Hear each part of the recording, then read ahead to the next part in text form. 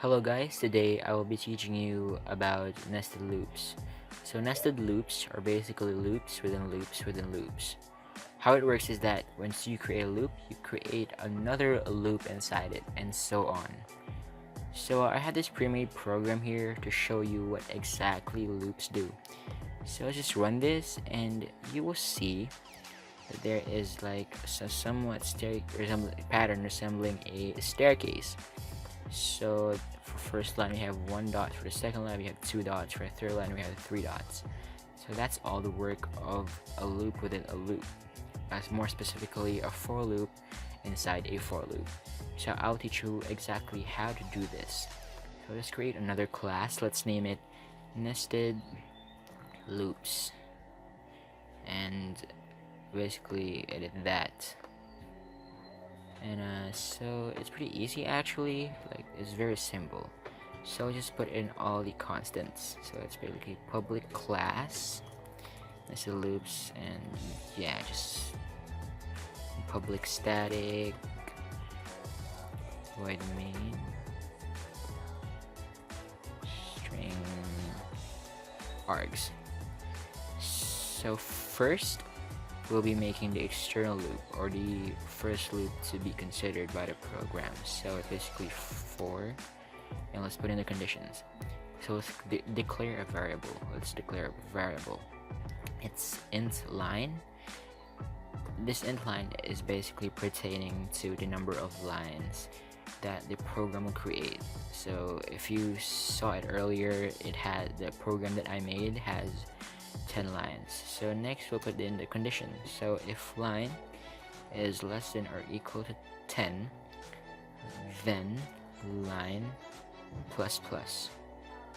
That's that. So it's less than or equal to 10. So once this line, the value of line exceeds 10, then the program will stop creating more lines. So we'll be creating the internal loop next. So here, let's just put 4, then all the other stuff. So next is int num, and let's assign it to 0 again. So int num is basically the number of times that the number of dots per line. So let's just put here num is less than line. So that basically makes the pattern wherein each line has a corresponding number of dots. So again, if num is less than line, then num plus plus.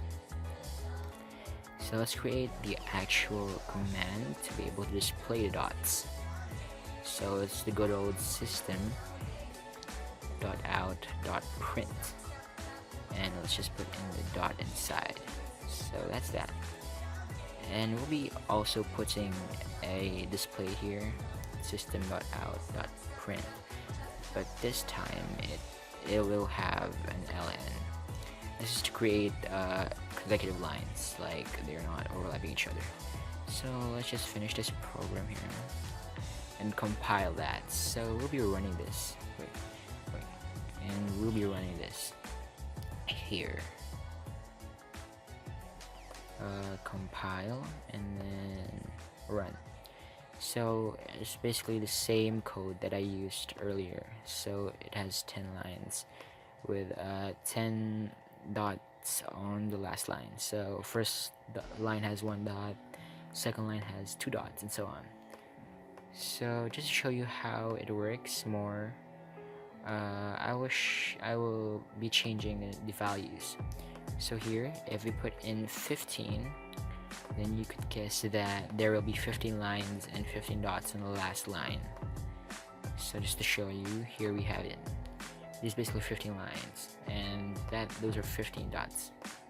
And once again, if you edit it again, and for example, let's put in 20, and let's compile that and run it.